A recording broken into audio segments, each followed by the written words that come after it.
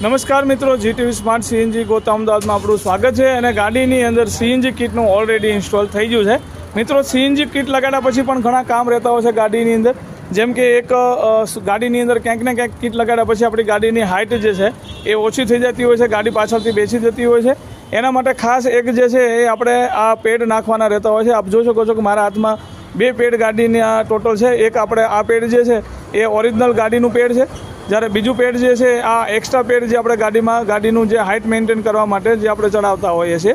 તો ગાડીની અંદર ઘણા લોકો જે છે રોજર એપ લગાડવાની વાત કરતા હોય છે, પણ રોજર એપ ગાડીની હાઇટ નેચરલ રીતે મેન્ટેન થતું નથી. એ આપણે માત્ર સ્પ્રિંગ ટાઈટ કરતું હોય છે ને જે પરફોર્મન્સ આપણું ગાડીનું સસ્પેન્શનનું ક્યાંક ને ક્યાંક ખરાબ થતું હોય છે. તો માટે ગાડીની અંદર આપણે આ જે કોઇલ પેડ નાખશું અને ગાડીની જે હાઇટ છે એ ગાડીની અંદર સરસ એવી આપણી હાઇટ મળી જતી હોય છે, અને પાછળથી ગાડીની અંદર પરફોર્મન્સ આપણને જબરદસ્ત મળતું હોય છે.